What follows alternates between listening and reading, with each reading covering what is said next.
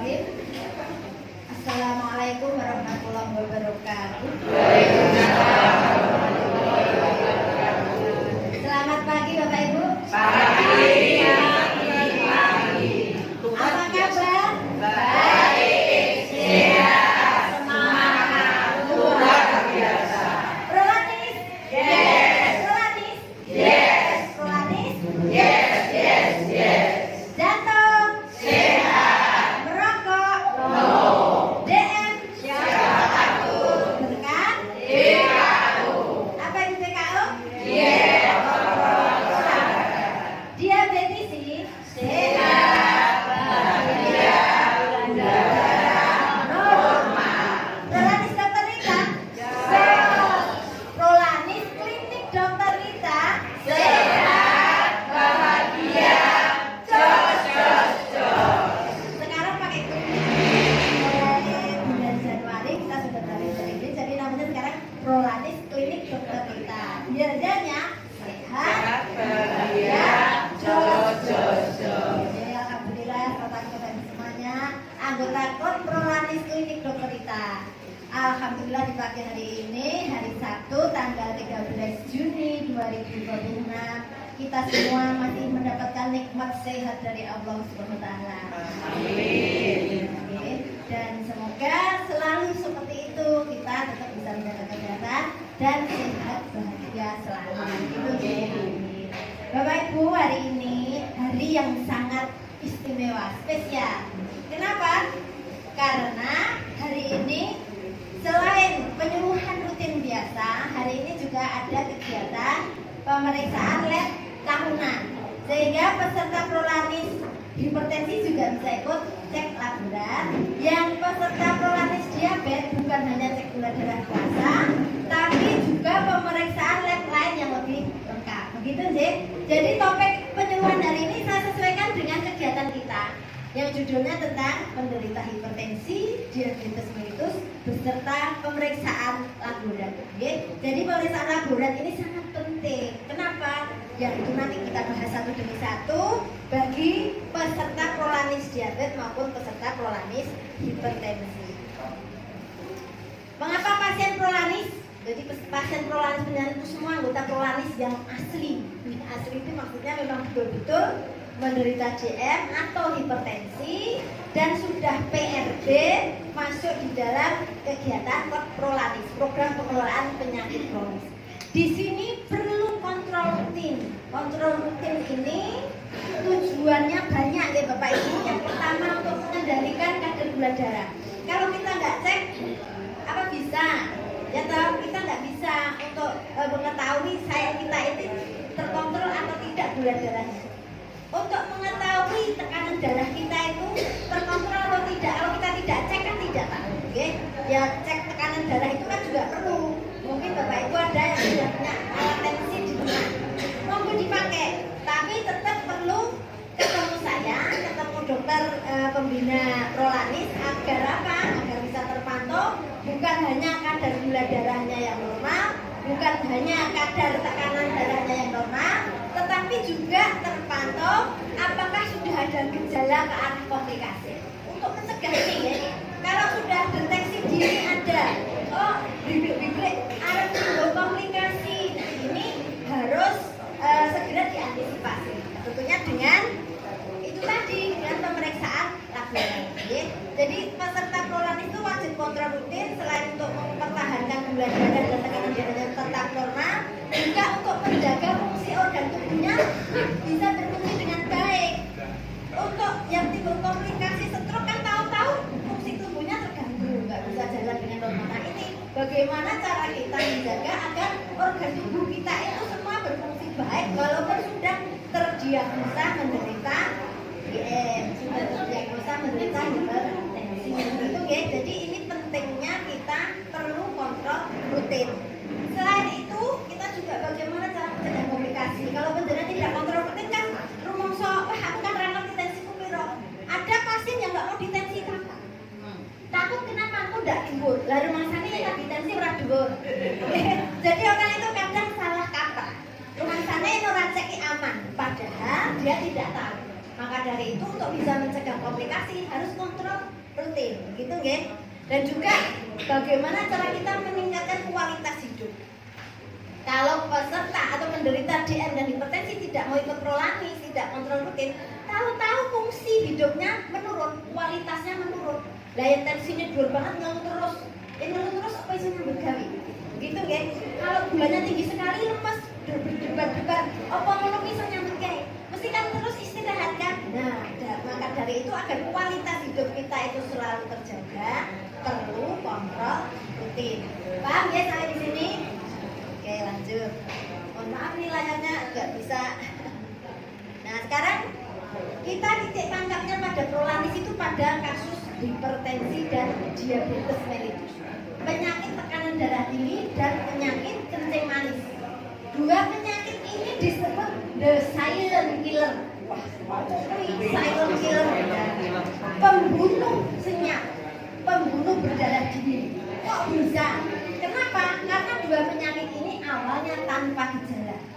Jenengan tensinya dhuwur pertama kali aku ngerti yang tensinya dhuwur karena nggak ada keluhan. Gula darah tinggi pertama kali ditemukan apa ada keluhan? Nggak ada.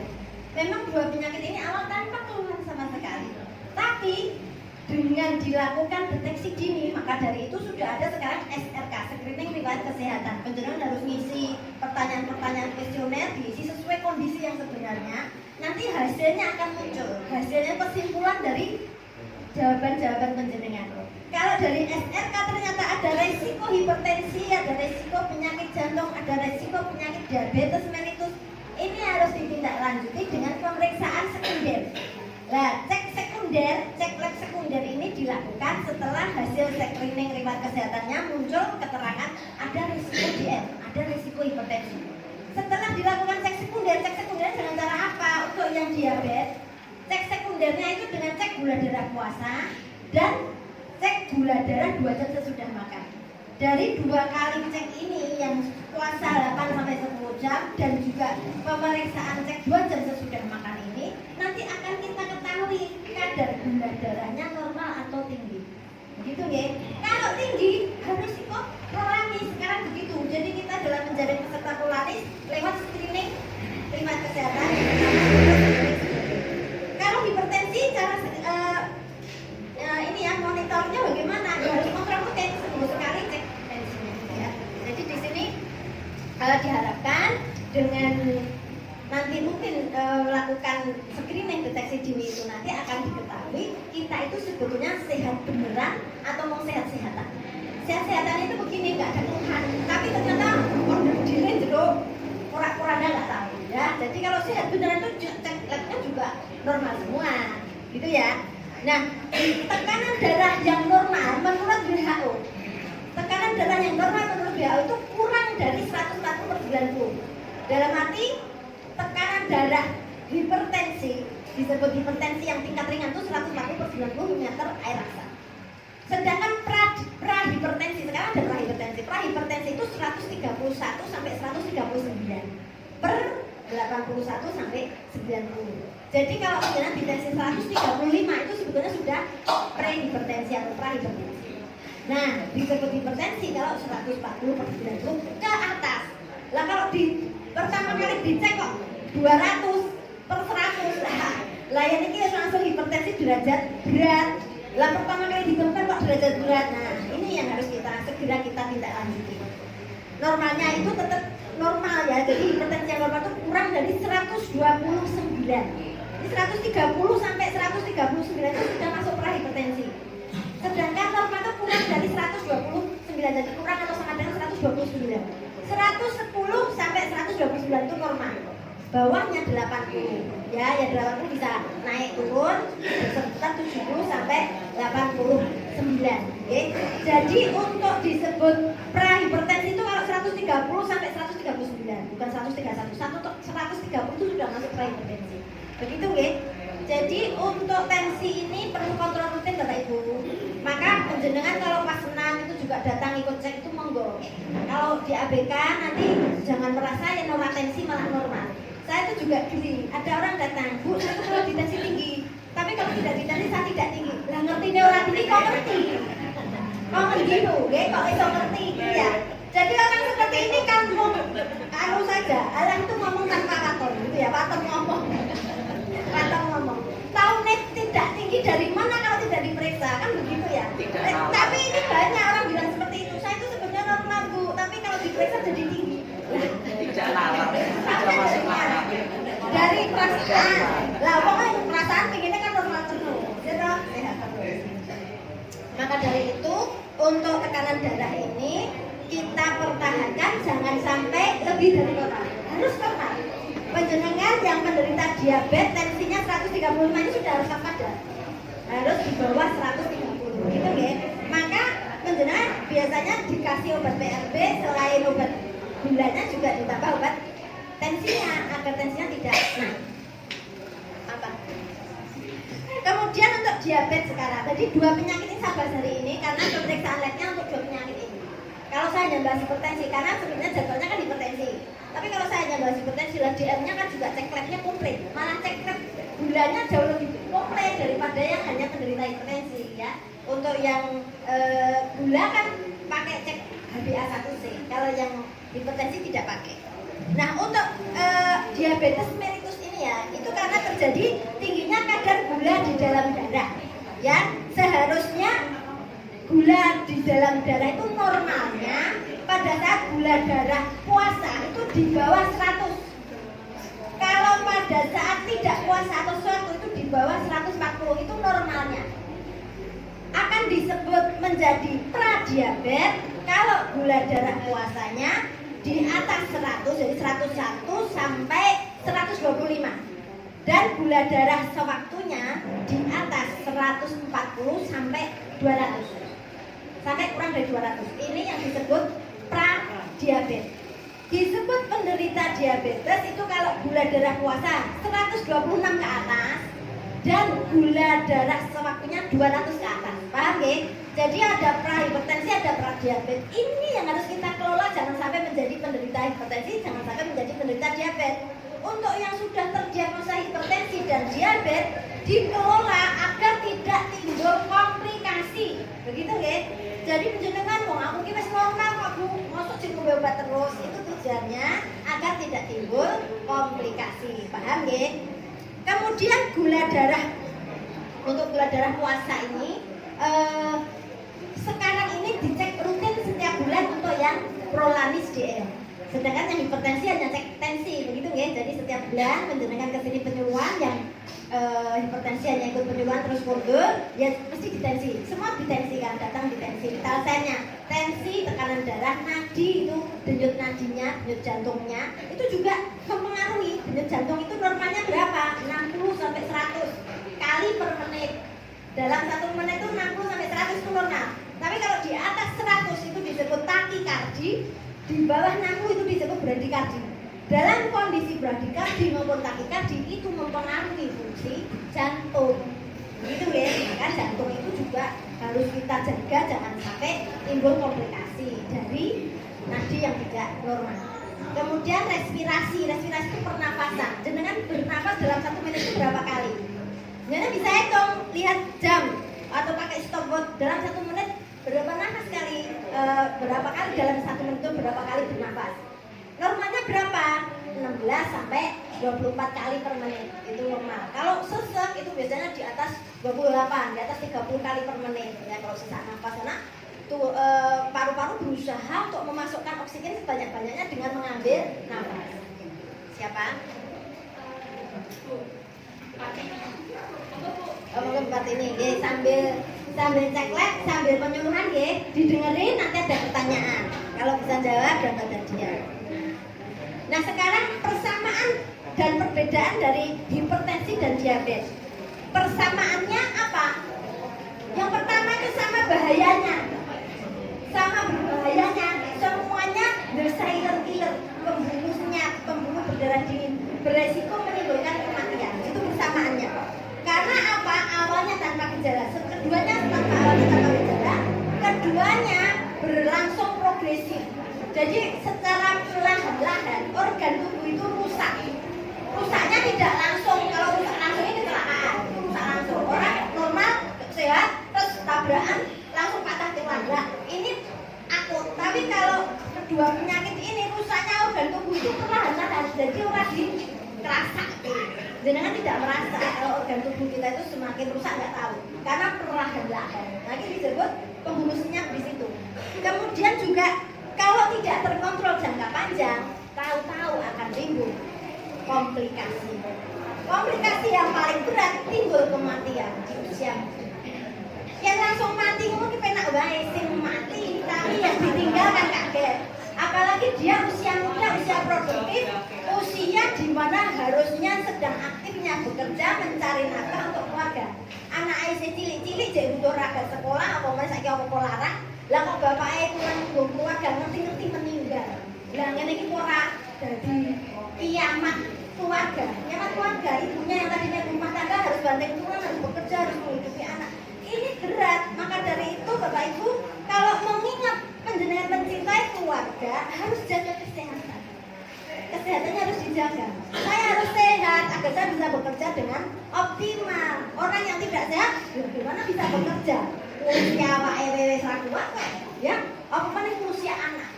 Ngurus awake dhewe wis ra kuat, kan begitu nggih. Maka dari itu kualitas hidup harus dijaga agar tetap produktif. Kemudian sama faktor resikonya. Jadi dua penyakit ini punya faktor resiko yang sama. Yang pertama faktor resiko yang bisa dikendalikan, yang kedua faktor resiko yang tidak bisa dikendalikan. Yang faktor resiko tidak bisa dikendalikan dulu, satu keturunan. Yang penting wes anake wong loro hipertensi apa ya arep iso pindah keluar dari rahim orang lain yang normal kan nggak bisa. Jadi faktor genetik, faktor keturunan nggak bisa kita kendalikan. Ya aku diterima, ya alhamdulillah aku terakhir dari bapak saya itu hipertensi, ibu saya itu DM. Saya itu terakhir dari dua orang yang sama-sama punya penyakit silent killer. Maka dari itu kalau saya nggak menjaga kesehatan saya, resiko saya terkena penyakit itu lebih besar. Yang kedua, faktor resiko yang tidak bisa dikendalikan itu usia. Semakin tambah umur, maka resiko terjadi penyakit ini semakin besar. Tensi itu akan semakin naik, semakin tambah umur tensi naik. Sehingga orang kadang-kadang yo wajar toh satu suida umurmu suida. Itu tidak benar.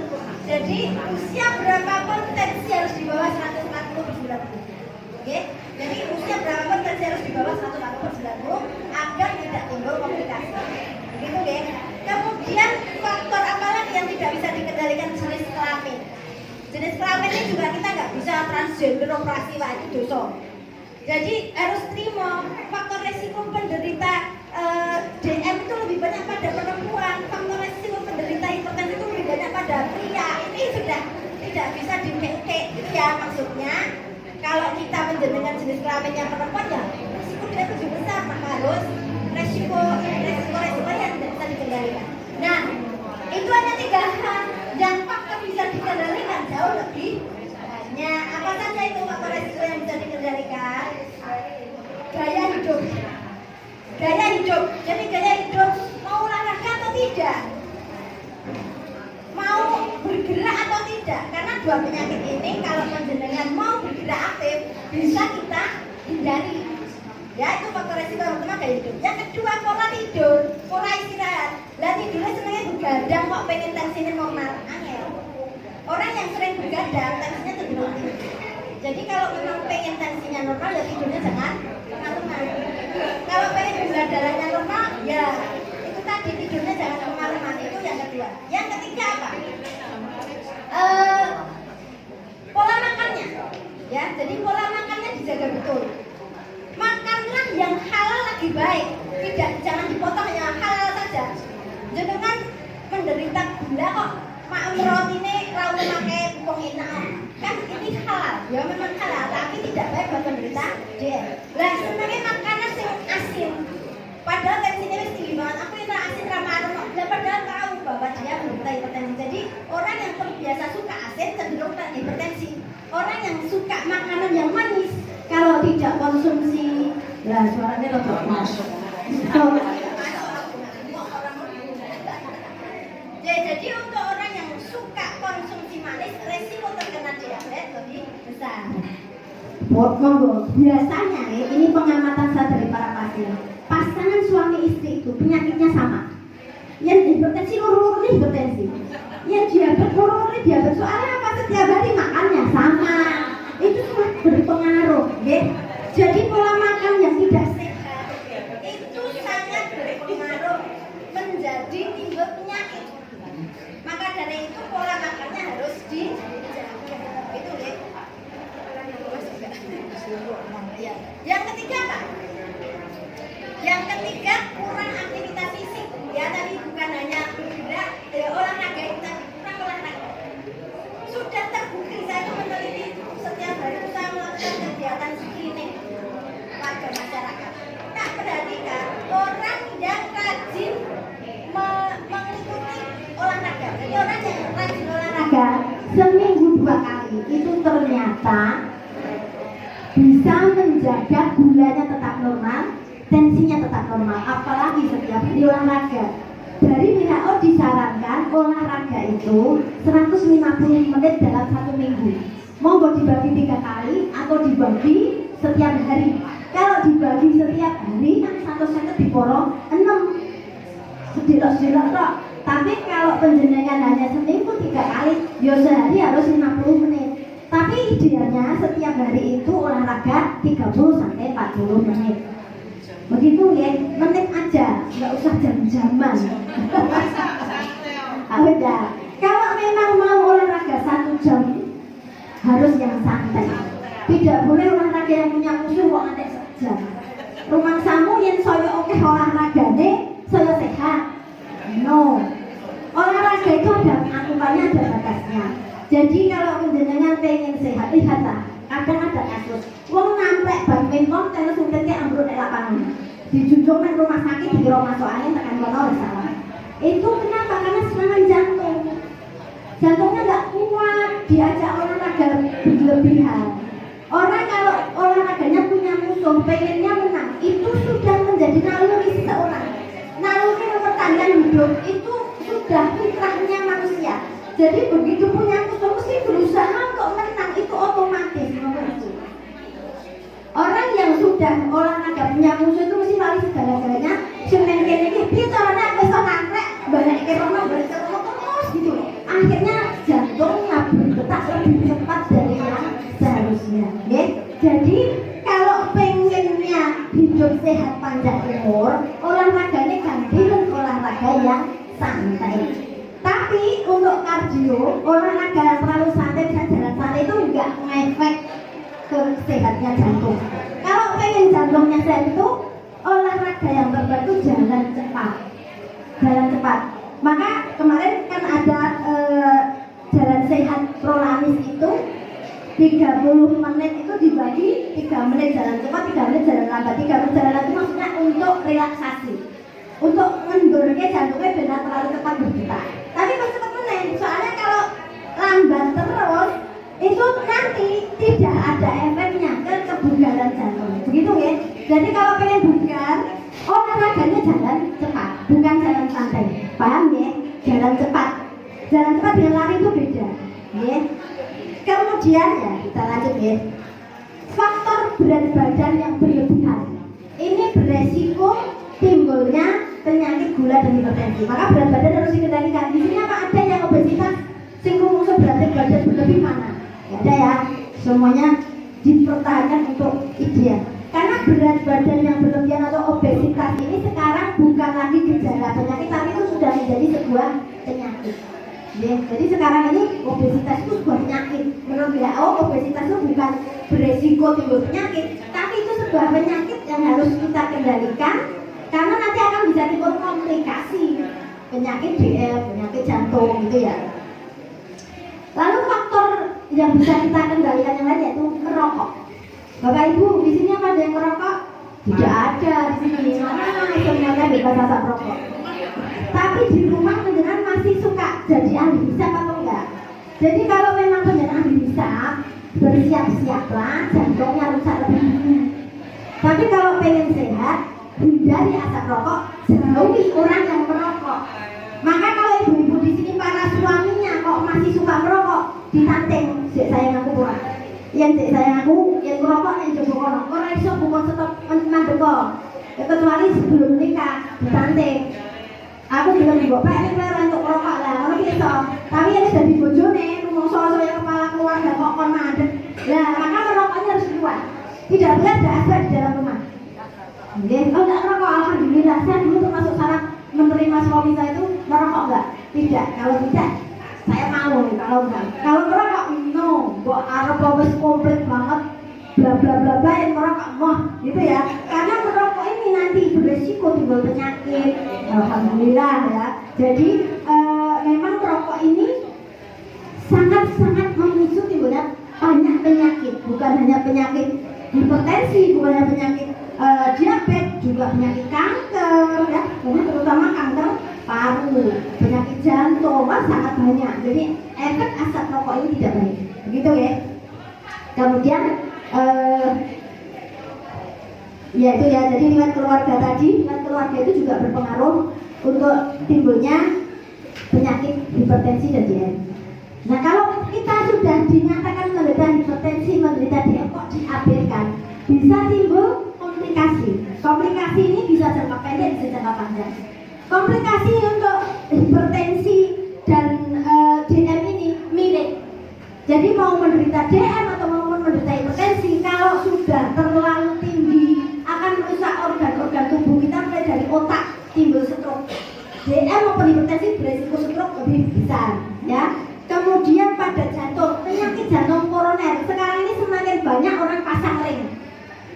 Orang pasang ring itu semakin banyak karena yaitu tadi sebagai efek dari komplikasi dari hipertensi yang tidak terkontrol ataupun DM yang tidak terkontrol. Kemudian pada mata timbul kebutaan. Penyakit retinopati diabetes, terutama penyakit gula yang tinggi, itu bisa timbul kebutaan. Dan ini sudah ada banyak pasien yang buta permanen karena gulanya yang tinggi. Kemudian ginjal, bisa timbul gagal ginjal kronis. Jangan beranggapan aku yang ngombe obat tensi terus aku kok ginjalku rusak. Panjenengan minum obat tensi, panjenengan minum obat gula secara rutin, itu tujuannya untuk mencegah komplikasi, termasuk komplikasi ke ginjal. Yang Nora percaya bukti Nora sama obat, ora ginjalmu rusak lebih cepat. Dan ini sudah terbukti banyak. Orang yang bilang ke saya takut bu kalau minum obat terus nanti ginjal saya rusak. Ternyata tahu-tahu saya menderita kabar gagal ginjal dan sekarang almarhum. Jadi ini menunjukkan memang tanpa minum obat, tanpa dikendalikan gula darah yang tinggi, beresiko timbul ginjal lebih besar. Begitu ya. Kemudian ke kaki, luka di kaki ya. Jadi saya pesannya untuk penderita diabetes di dalam rumah pun pakai alas kaki agar rumah selalu bersih. Alas kaki di dalam rumah dengan di luar rumah diganti. Alas kakinya diganti, khusus yang di dalam rumah, sandal di dalam rumah. Kan orang kalau masuk rumah biasanya lepas sandal, rumahnya disapu, dibal yang bersih.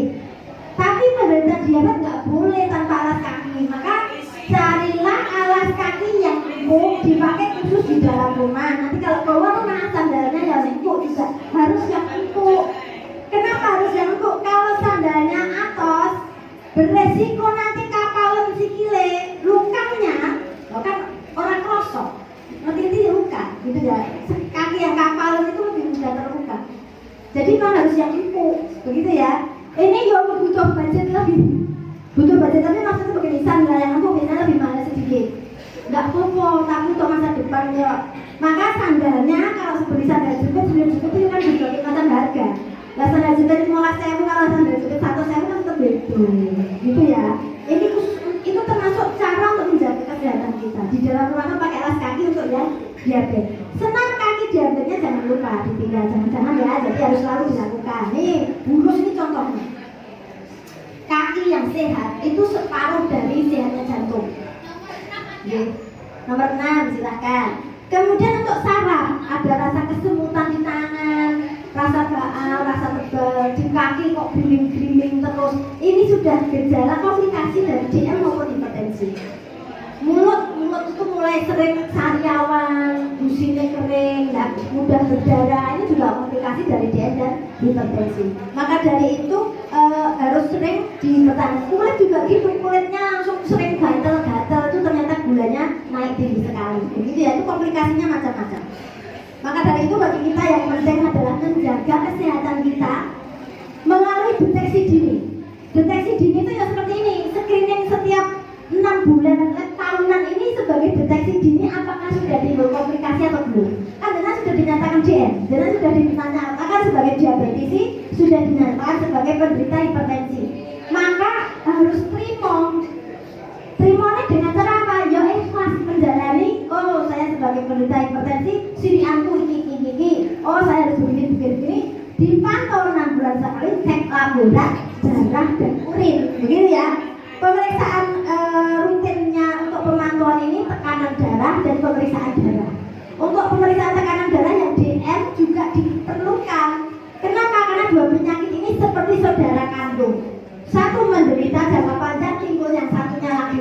Dimana saudara kandung ini rukun kemana-mana berdua. Nah ini DM dan hipertensi itu juga rukun. Jadi kalau beneran menderita diabetes, saat ini belum hipertensi, yakin saja 5 tahun ke depan kalau jenengan tidak rutin kontrol, tahu-tahu juga menderita hipertensi. Demikian juga begitu penderita hipertensi. Maka dari itu kan setiap tahun sekarang penderita hipertensi wajib screening dengan cek gula darah puasa, begitu kan? Jadi screening sekunder itu pun dilakukan semua pada penderita hipertensi dengan cek gula darah puasa dan puasa sesudah makan. Bapak Ibu yang saat ini diagnosanya hipertensi, apa ada yang belum cek gula darah puasa? Apa ada di tahun ini? Kalau belum nanti sekalian ngomong, saya sekalian screening karena saya belum cek gula darah puasa. Begitu ya. Ini screening itu wajib dilakukan setahun sekali. Bu Suwarsi. Nah, jenis pemeriksaan labnya untuk penderita DM dan hipertensi anggota prolanis itu apa saja jenis pemeriksaannya? Nanti dengan cocokkan dengan pemeriksaan penjenengan. Yang pertama itu cek gula darah puasa.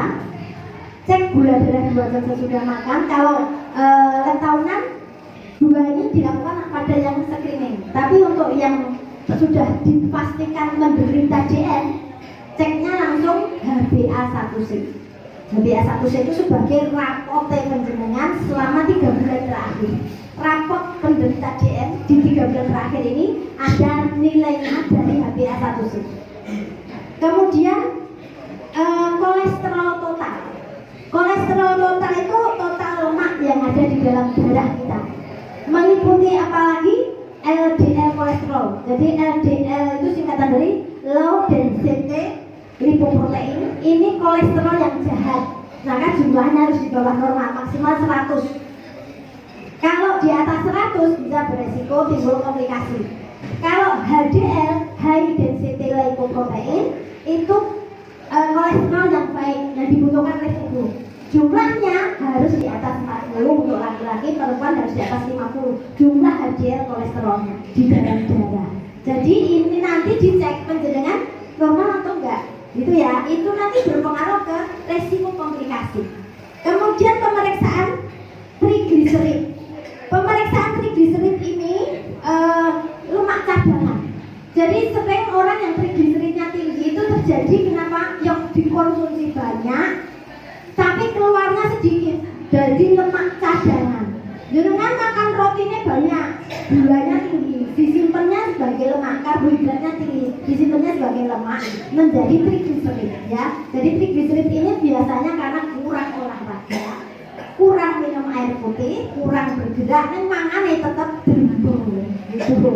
Ya, jadi ini harus dikendalikan gitu. Untuk ureum, ya ureum itu untuk mengetahui fungsi ginjal. Kalau sudah ada gangguan komplikasi ke arah ginjal, ureumnya cenderung naik, kreatininnya juga naik. Kreatinin itu juga untuk ngecek fungsi ginjal.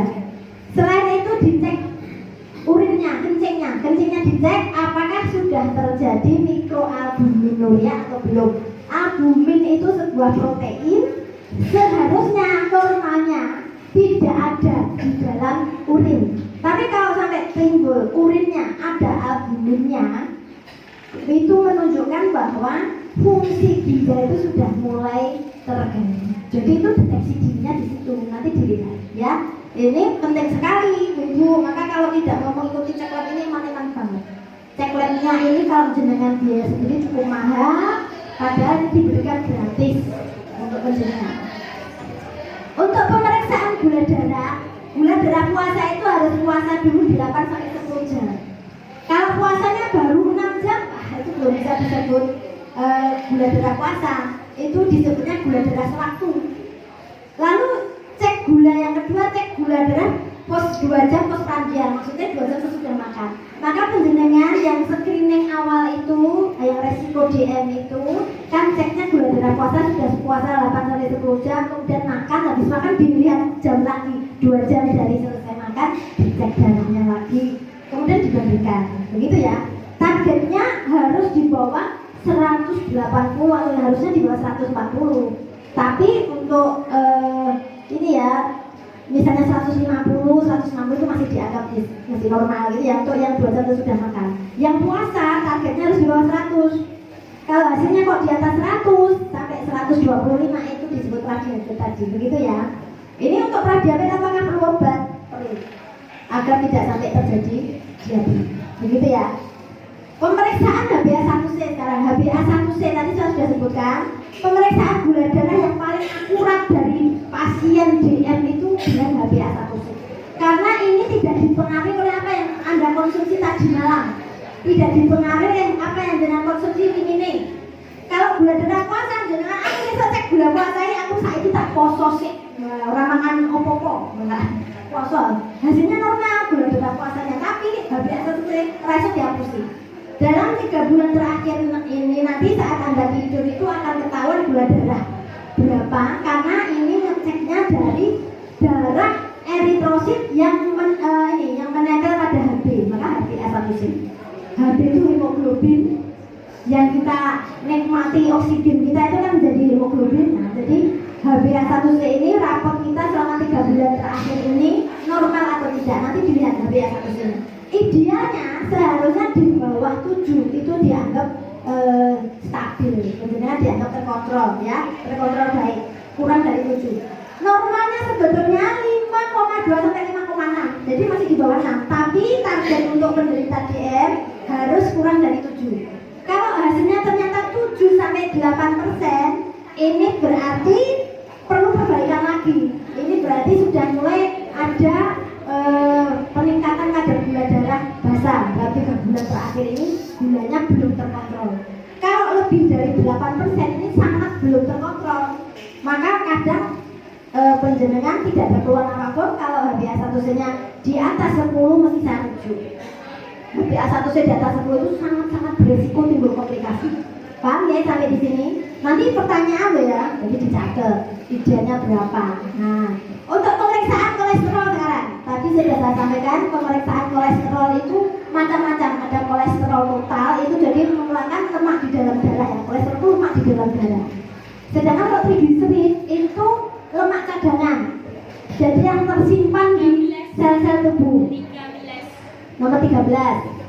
Kemudian ada juga kolesterolnya terbagi pemeriksaan LDL kolesterol 14, 13, 14, 15 silakan.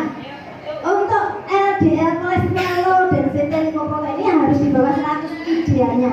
Untuk HDL high density lipoprotein idealnya di atas 40 untuk laki-laki, wanita di atas 50% ya, persen ini. Nah, kalau penjenengan nanti dicek hasilnya bagaimana, ditunggu ya, biasanya nggak bisa sehari jadi kalau pemeriksaan komplit ini butuh beberapa hari, tapi semoga tidak sampai 1 minggu sudah jadi. Untuk HDL, sekarang kita bahas kolesterol yang baik tadi. HDL kolesterol itu apa toh? Ini fungsinya untuk membawa kolesterol dari pembuluh darah masuk ke dalam hati. Kan hati kita, organ hati itu di sebelah kanan perut, sebelah kanan atas ya. Ini perut itu kalau di sebuah lapangan gitu, yang sisi kanan atas itu ada hati, yang sisi kiri atas itu ada ini apa? Gaster atau lambung. Ya, jadi untuk yang sisi atas itu ada hati. Fungsi hati itu untuk detok racun, jadi menghilangkan racun-racun di dalam tubuh. Maka fungsi dari hati tadi membawa lemak dari darah masuk ke hati untuk didetok. Jadi HDL-nya kalau tinggi kan berarti lemak darahnya di bawah tinggi. Tapi kalau LDL itu fungsinya membawa kolesterol dari hati ke jaringan tubuh. Jadi kolesterolnya dihidup di jaringan tubuh. Maka kalau LDL-nya sedikit aman, tapi LDL-nya tinggi bahaya, soalnya nanti lemaknya akan tersebar di dalam jaringan tubuh lemak kita. Okay? Kemudian untuk LDL ini tadi sudah saya sampaikan targetnya LDL itu harus di bawah dari 100 mg per desiliter atau miligram persen. Sedangkan untuk yang wanita atau yang HDL yang baik itu wanita di atas 50 mg persen, yang laki-laki di atas 40 mg persen. Jadi untuk kolesterol ya sama ini LDL dan HDL. Lalu untuk pemeriksaan trigliserid. Trigliserid ini merupakan bentuk penyimpanan lemak di dalam tubuh. Tadi saya sudah sampaikan. Maka kalau penjenengan trigliseridnya tinggi itu biasanya lemaknya banyak. Lemak cadangan. Lemak cadangan ini harus dikeluarkan agar tidak terlalu banyak cadangan. Cadangannya kokean, otomatis ngebainggol kan begitu. Maka cadangan kita lemak harus dikeluarkan dengan cara apa? Trigliserid ini targetnya kurang dari 150 mg per desiliter atau persen.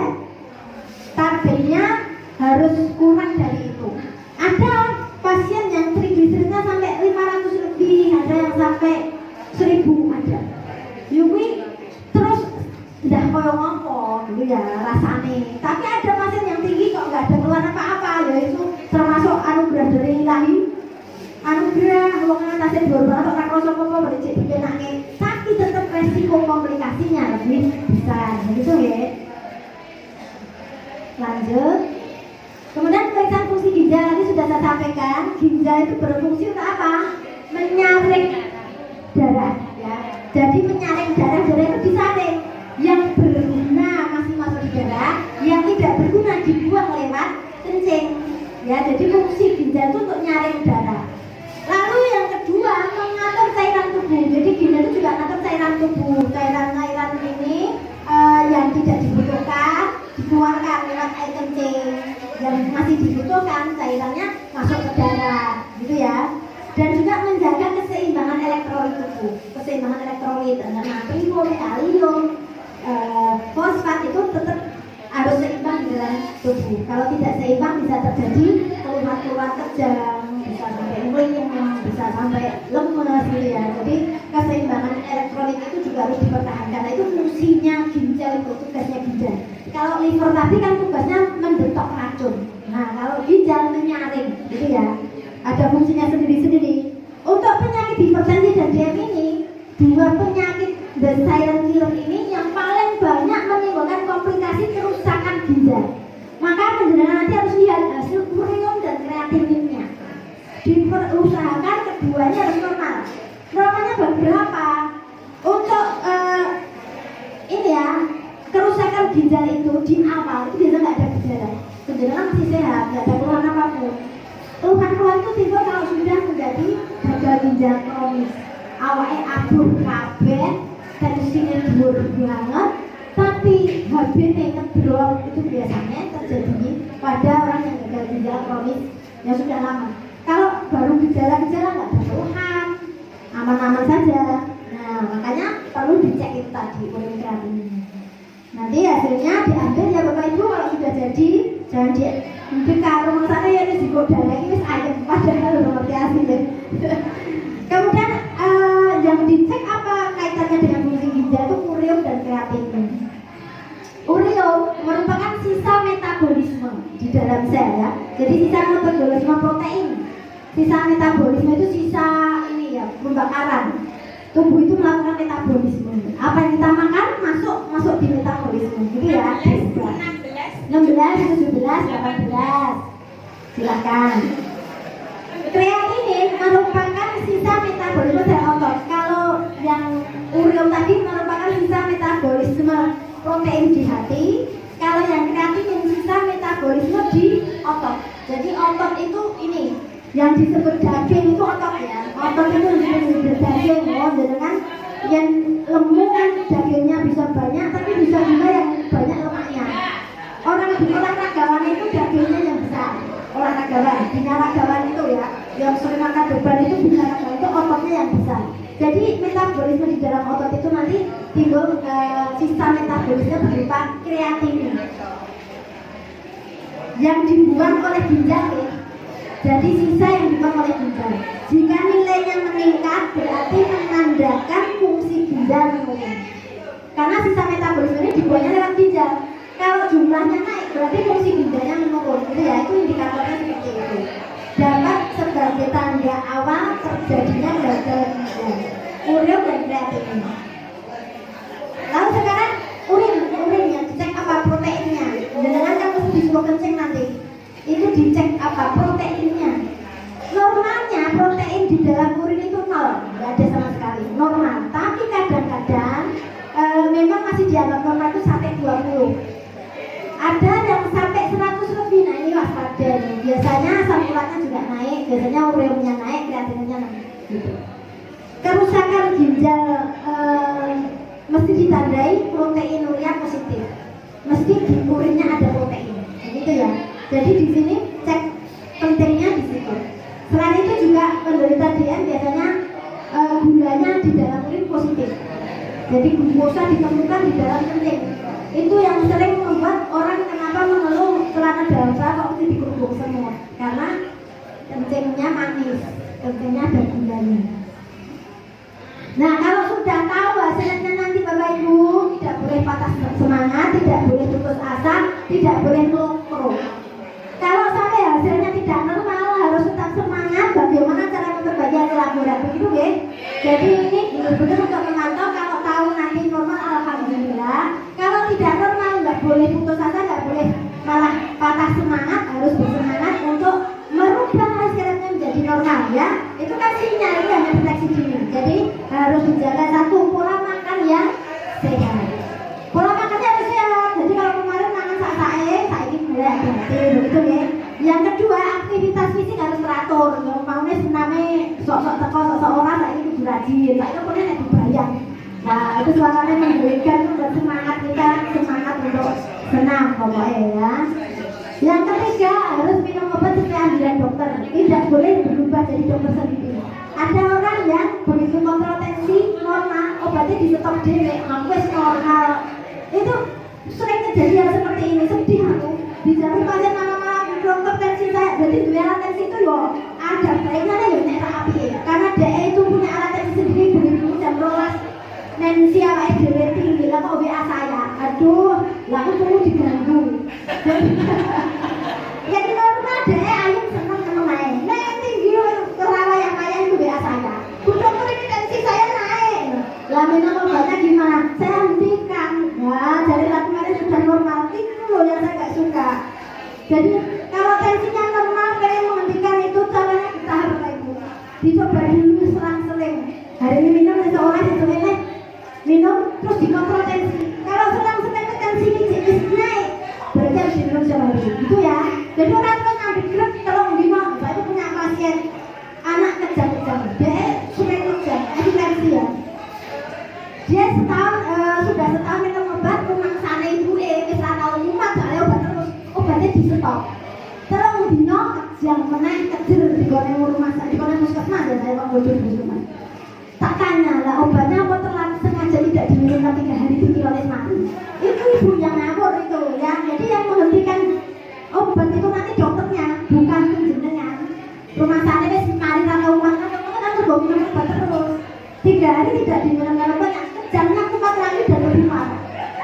Sampai ini saya suntik lewat embun darahnya bisa berhenti. Kalau nggak disuntik nanti nggak segera berhenti kan kasih hak rusak organ juga. Ini salah satu contoh. Penjenengan nggak boleh jadi dokter sendiri. Kalau habis minum kok lemas, konsultasi dulu lewat BPKN bisa, lewat datang ke sini langsung bisa ya. Jadi kalau konsultasi memang baiknya lewat BPKN tele.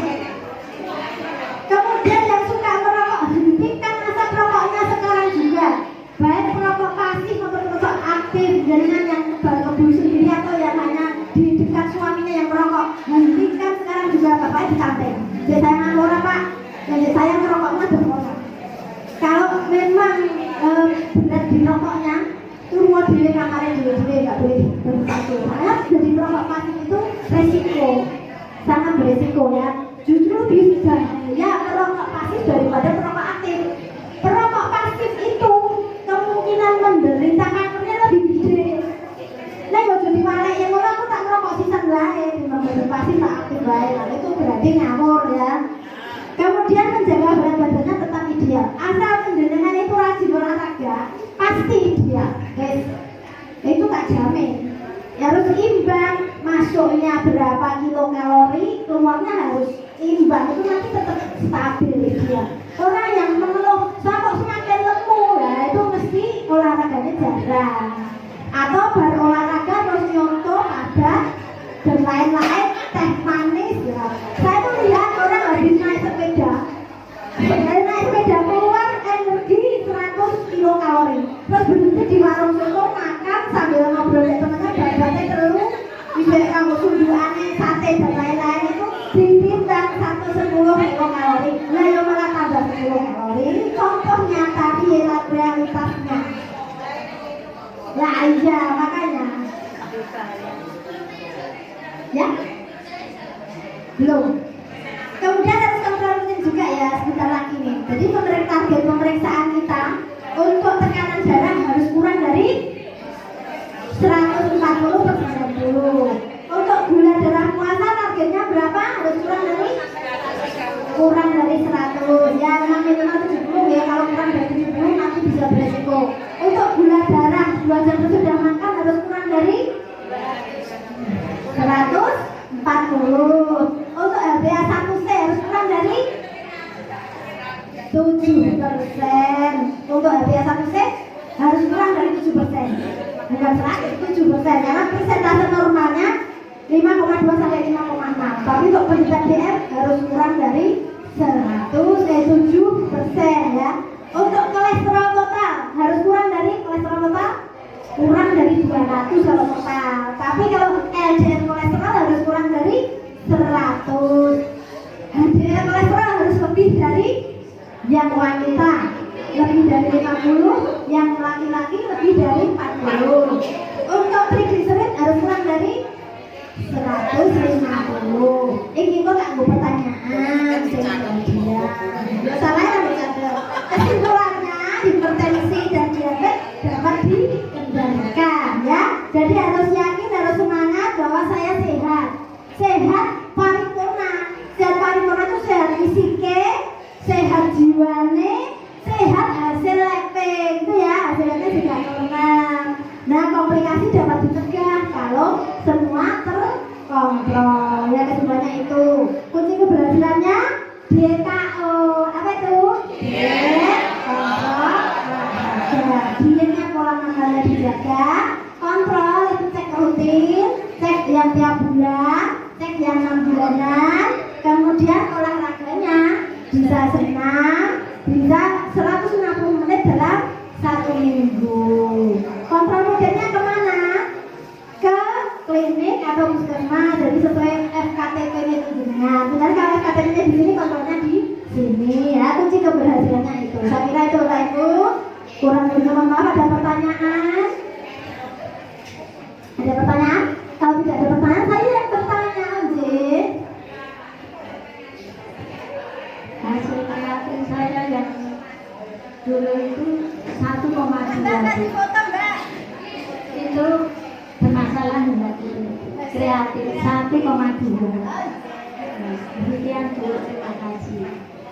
Ya, jadi untuk hasil kreatifnya normanya itu 0,7 sampai 1,1 ya. Kalau 1,2 berarti ada kenaikan 0,1 dikit ya, 0,1%. Insya Allah anaknya sedikit ini bisa diatasi dengan banyak minum air putih ya, olahraga dengan seperti itu. Insya Allah nanti dicek sudah normal lagi Bu, aman ya insya Allah ya. Ada lagi pertanyaan yang lain? Yang mau tanya silahkan, kalau tanya mau ditakokin aja jawab, repot ini. Nah, sekarang kalau nggak ada yang bertanya lagi, saya yang tanya. Ini kudu tunjuk jari, orang ngomong karo ngomong bareng-bareng kok itu hadiah. Nah sekarang berapa target nilai rapot HbA1c kita? Nilai rapot HbA1c targetnya berapa? Coba berapa? 7%, betul. Nah terus pertanyaan yang berikutnya Ibu Skoro ya, 1 lagi pertanyaan untuk ini target tensi kita berapa? Bu 140. Bukan koma ya, jadi harus kurang dari 140 per 90. Oke ya, sudah benar, kurang dari 140 per 90. Jadi ya. Jadi target target tensi harus kurang dari 140/20, target gulanya HbA1 harus kurang dari 7%. Begitu ke? Saya kira itu. Terima kasih. Monggo yang tadi bertanya dan dapat dan bisa menjawab pertanyaan, Bu Natia, Bu Susu Darmini sama Bu Katijo, silakan. Bu Katijo jenenge asli Suparti di Dek. Silakan maju. Biar suam terlalu. Oh, ngaten lagi. Ngaten. Ini yang bertanya, ini yang ikut tanya. Jadi nanti oke. Saya itu ya Bapak Ibu. Ini saya berikan hadiahnya dulu. Jangan keluar dulu, nanti kita foto bersama, oke? Foto dulu. Ya.